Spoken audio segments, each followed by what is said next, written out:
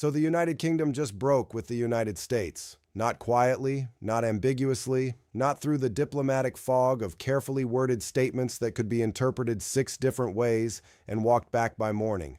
Keir Starmer, the Prime Minister of the United Kingdom, personally invited Mark Carney to London for a formal state visit, the highest diplomatic honor the United Kingdom extends, and announced standing beside Carney at a joint press conference in Downing Street a comprehensive UK-Canada economic and security partnership that is structured in every material dimension as an alternative to the transatlantic relationship with the United States. The last ally just walked out of the room, and the timing was not accidental. The invitation came 72 hours after the United States imposed a new round of tariffs on British goods, steel, pharmaceuticals, automotive components, and financial services, in what the White House called a necessary correction to trade imbalances that have disadvantaged American workers for decades. The United Kingdom had been the one nation through every escalation of the US-Canada confrontation, through every Allied rupture, through every moment that tested the cohesion of the Western alliance, that had maintained its alignment with Washington, not because Britain agreed with American trade policy, not because Starmer endorsed the tariffs, but because the special relationship, the phrase that has defined Anglo-American relations since Churchill coined it in 1946, carried a gravitational pull that 80 years of shared history, shared intelligence, shared sacrifice, and shared language had made feel permanent. Trump's tariffs on British goods broke that gravity. And when the gravity broke, Britain didn't drift. It moved directly, deliberately, and publicly toward Canada. Was this a long overdue reality check for Washington, or did Britain overplay its hand? Warren Buffett said this is the moment he has warned about for 2 years. The moment the last partner at the table concludes that the relationship is no longer worth the cost. He explained the principle that makes the loss of the last ally fundamentally different from the loss of the first. Because the first departure is a warning, but the last departure is a verdict. And here is the line that will define this chapter. 11 words. Keir Starmer said at the Downing Street press conference, standing next to Carney, looking directly into the camera in a tone that carried the weight of 80 years of alliance being set down carefully and permanently.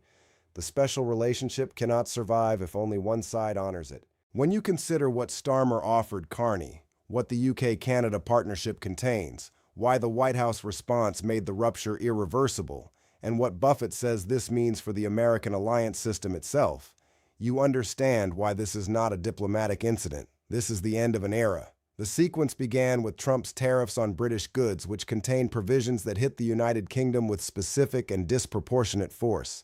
The pharmaceutical tariffs, a 20% duty on British manufactured drugs entering the American market, struck directly at one of the UK's most important export industries, one that employs over 73,000 people and had been explicitly exempted from previous American tariff rounds under an informal understanding that pharmaceutical trade between the US and UK was strategically sensitive and mutually beneficial. The financial services provisions imposed new compliance costs on British banks and insurance companies operating in American markets, costs that the City of London calculated would reduce the profitability of US operations by approximately 14%. The automotive tariffs hit Jaguar, Land Rover, Rolls-Royce, Bentley, and Aston Martin, brands that carry outsized symbolic weight in the British economy. The tariffs were received in London not as trade policy, but as a provocation, and the reason was not the tariffs themselves. The United Kingdom had spent 2 years being the one major ally that did not publicly condemn American trade policy. Starmer had resisted domestic pressure to align with the EU's retaliatory posture, had declined Carney's previous invitations to join the growing coalition of nations diversifying away from American economic dependence, and had maintained back-channel communications with the White House that included explicit assurances from the American side that the UK would be treated as a preferred partner and exempted from the most aggressive tariff measures. Those assurances were made privately in 3 separate calls over 6 months. The pharmaceutical exemption was specifically discussed. The financial services provisions were specifically ruled out. The tariffs that landed contradicted every private assurance the White House had made to the one ally that had maintained its loyalty. One senior Downing Street official, speaking to the BBC on background, said, "The tariffs are painful but manageable." The betrayal of explicit private commitments made to us while we were defending the Americans to our own public, to our own parliament, to our own European partners, that is not manageable. That is the end of the conversation. Another official was more blunt. "We spent 2 years being the last friend in the room, and they taxed our medicine. That phrase, they taxed our medicine, became the shorthand in British media for the emotional dimension of the rupture. The invitation to Carney was issued within 48 hours of the tariff announcement, a full state visit with the protocol reserved for the most significant diplomatic relationships, a formal reception at Buckingham Palace, an address to a joint session of the UK Parliament, bilateral meetings, and a signing ceremony. The last Canadian Prime Minister to receive a full state visit was in 2014. The symbolism was impossible to miss. Carney arrived in London on a Tuesday morning. The motorcade from Heathrow passed through streets lined with Canadian and British flags, a visual choice orchestrated by Downing Street to produce images that would dominate international media. The reception at Buckingham Palace was attended by senior members of the royal family, the full cabinet, and leaders of all major parliamentary parties, including opposition leaders who attended as a signal of cross-party support for the realignment. Every element was designed to communicate that the United Kingdom was extending to Canada the diplomatic warmth and strategic partnership it had historically reserved for the United States. The joint press conference at Downing Street was where the strategic substance overtook the ceremony. Starmer spoke first. He began with history. The relationship between the United Kingdom and the United States has been for 80 years the foundational partnership of the Western world. It was forged in the shared sacrifice of the Second World War. It was sustained through the Cold War, through the challenges of decolonization, through September 11th and its aftermath. I have immense respect for that history. I have immense respect for the American people. But I am standing here today because the United States, not its people, not its institutions, but its current leadership, has made the special relationship untenable, not through a single action, but through a sustained pattern of behavior that has treated its closest allies not as partners to be respected, but as dependencies to be exploited. He cataloged the pattern: the tariffs on British pharmaceuticals imposed after private assurances of exemption, the financial services provisions that contradicted commitments, the broader pattern of American trade policy that had treated allied nations as adversaries, the demands for Canadian port control, the interference in Canadian democratic leadership, the Starlink retaliation, and now tariffs on British medicine imposed on the one ally that had refused to join the coalition of nations pushing back. We defended this relationship to our parliament, to our European partners, to our own public, Starmer said. We defended it because we believed that the special relationship meant something, that the private assurances we received were real, that our loyalty would be recognized. We were wrong. Then he looked directly into the camera and said the 11 words, "The special relationship cannot survive if only one side honors it." The applause was immediate. Within 4 minutes, the line was trending globally. Within an hour, it was the headline of every major newspaper. The Times of London ran it beneath a photograph of Starmer and Carney in a layout that echoed the newspaper's historic front pages from the wartime alliance. The Guardian called it the 11 words that ended the Anglo-American century. The Financial Times wrote, "In 80 years, no British Prime Minister has spoken these words. That Keir Starmer felt compelled to speak them is a commentary not on his judgment, but on the provocation that made them necessary." The UK-Canada partnership announced at the press conference was a comprehensive agreement that repositions the United Kingdom's economic and security architecture around a non-American axis for the first time in modern history. The economic provisions establish a free trade zone going further than any bilateral agreement either nation has signed. Zero tariffs on all goods, mutual recognition of professional qualifications, harmonized regulatory standards in pharmaceuticals, financial services, and technology, and a joint investment framework pooling British capital with Canadian resources in energy, critical minerals, and Arctic development. The agreement includes provisions each nation had previously reserved for negotiations with the United States. Pharmaceutical market access terms mirroring the UK's historic arrangement with the American market. Financial services passporting rights modeled on the pre-Brexit EU framework, and technology data sharing protocols that had been under discussion with Washington for 3 years. The UK took the economic architecture it had been building toward the United States and redirected it provision by provision toward Canada. The security provisions carry deeper strategic significance. The UK and Canada announced a bilateral intelligence sharing enhancement that operates within the Five Eyes framework, but creates a dedicated UK-Canada intelligence channel for economic and trade intelligence designed to provide early warning of American economic policy actions that could affect either nation.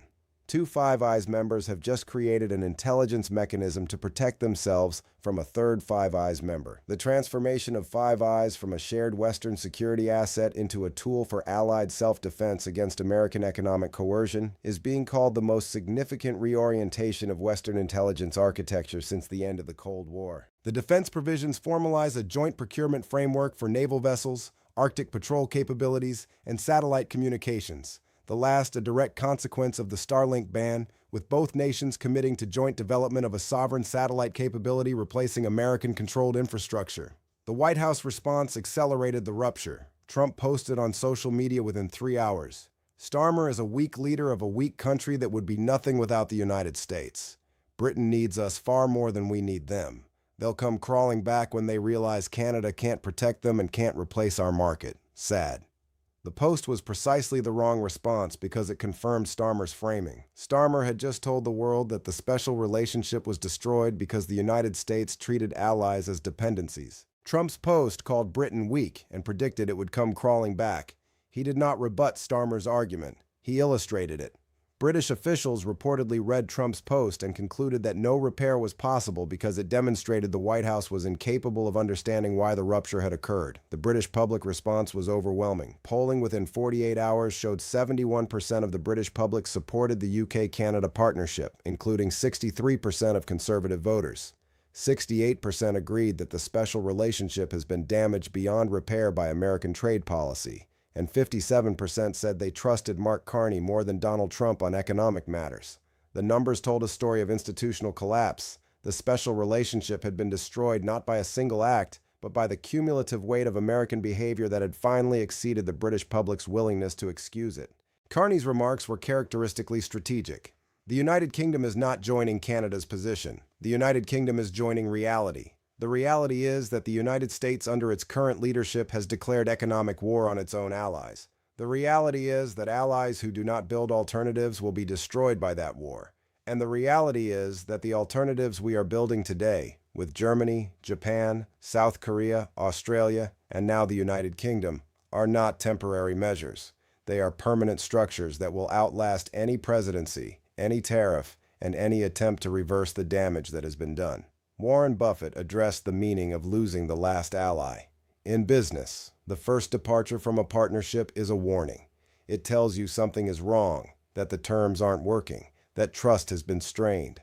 A smart leader treats the first departure as a signal to adjust. The first departure is recoverable. The last departure is something else entirely. The last departure is not a warning. It is a verdict. It means every partner who could leave has left. It means every opportunity for adjustment has been exhausted. It means the pattern of behavior that drove the departures is not going to change because if it were going to change, it would have changed when the first partner left. The last departure tells you that the problem is not circumstantial. It is structural. It is the leader, and the leader is not going to change. He applied it. Canada left first. The EU distanced second. Japan, South Korea, Australia adjusted their positions. Germany signed a comprehensive alternative partnership. Now Britain, the last, the closest, the most historically loyal, has walked out. That sequence is a cascade. Cascades don't slow down as more partners leave. They accelerate because each departure validates the next. When the first ally breaks with you, the second ally thinks twice. When the fifth breaks with you, the sixth doesn't think at all. Britain was the sixth. And the reason Britain's departure is the most significant is that Britain was the last partner whose departure could be dismissed as an outlier. You can lose one ally and call it a disagreement. 2, a trend. 3, a pattern. 6 is a verdict on your leadership. And the verdict has been delivered. Buffett went deeper into irreversibility. I've watched companies lose their best partners and try to win them back. New management offers better terms, promises to change. Sometimes the partners listen, but they almost never return to the same level of trust. Because trust, once broken, leaves scar tissue. And the partners who left remember why they left. They remember the broken promises, and they've built alternatives. Why would Britain, having built a comprehensive partnership with Canada, having reoriented its trade architecture, having restructured its intelligence sharing, why would Britain reverse all of that to return to a relationship that treated them as a dependency? The answer is they wouldn't. Not for better terms, not for apologies, not for a new president, because the alternatives are already built. and built alternatives don't unbuild because the old partner asks nicely. NATO's Secretary General convened an emergency session, not to address a security threat from an adversary, but to address the structural integrity of the alliance itself. The agenda included a single question: can the alliance function when its leading member is in active economic conflict with a majority of its other members? The question was not rhetorical. The pattern of American behavior had eroded the shared understanding that trade disputes would not contaminate military alliance. The Five Eyes alliance faced its most serious structural challenge since its formation. The UK-Canada bilateral intelligence channel meant 2 of the 5 partners were now using the alliance's infrastructure to protect themselves from a third. Australia and New Zealand were placed in an impossible position. Australian intelligence officials described it as the worst crisis in the Five Eyes relationship, worse than Snowden because Snowden threatened the alliance's secrecy, but this threatens its purpose. The financial markets registered the rupture as a structural repricing. The pound rose against the dollar. Analysts attributed it to the market's judgment that the UK-Canada partnership reduced Britain's exposure to American economic volatility. British pharmaceutical stocks rose, American pharmaceutical stocks fell. The bond market moved in ways suggesting institutional investors were repricing the alliance premium, the implicit economic advantage the United States had derived from being at the center of a trusted alliance network. That premium, estimated at 15 to 30 basis points of reduced borrowing costs for the U.S. Treasury, was being revised downward. American domestic reactions split. The loss of Canada could be rationalized as a neighbor's overreaction. The loss of Germany could be explained as European institutional positioning. But the loss of the United Kingdom could not be rationalized. For millions of Americans, the special relationship was not a policy framework. It was an identity. The belief that there was one nation on earth that would always stand with the United States. The recognition that this nation had formally, publicly, and irreversibly concluded that standing with the United States was no longer worth the cost, hit with an emotional force no previous Allied departure had generated. 3 Republican senators issued a joint statement calling the rupture a strategic catastrophe that demands immediate reassessment of our approach to Allied relationships. One said privately, "We lost Britain." If that doesn't make people in this building understand that something has gone fundamentally wrong, nothing will. So here is where we stand. The United Kingdom, the last major ally maintaining its alignment with the United States through 2 years of escalating trade confrontation, has formally broken with Washington. Keir Starmer invited Mark Carney for a full state visit and announced a comprehensive UK-Canada partnership that redirects Britain's trade architecture, intelligence sharing, and defense procurement away from the United States and toward a growing coalition of nations that have concluded American leadership has become American coercion. The partnership was triggered by American tariffs imposed in direct contradiction of private assurances given to the one ally that had maintained its loyalty when every other had walked away. NATO has convened an emergency session. Five Eyes is fractured. Markets are repricing the transatlantic premium. And Starmer stood in the Downing Street garden and said 11 words that are now being treated as the closing sentence of the Anglo-American century. The special relationship cannot survive if only one side honors it. Warren Buffett explained why the loss of the last ally is categorically different. The first departure is a warning. The last departure is a verdict, and the verdict delivered by the nation that coined the phrase special relationship, the nation that stood with America through every crisis of the past 80 years and defended this alliance longer than any other, is that the relationship is no longer worth the cost. Not because Britain changed, but because the terms changed, because loyalty was punished instead of honored, and private assurances were contradicted by public actions. Can the Western alliance survive when its foundational bilateral relationship has been formally dissolved by the ally that sustained it? Can the United States maintain its global position when the nation that coined the special relationship has concluded that the relationship is over? What does it mean when the last friend leaves? Not because they found someone better, but because you made it impossible for them to stay.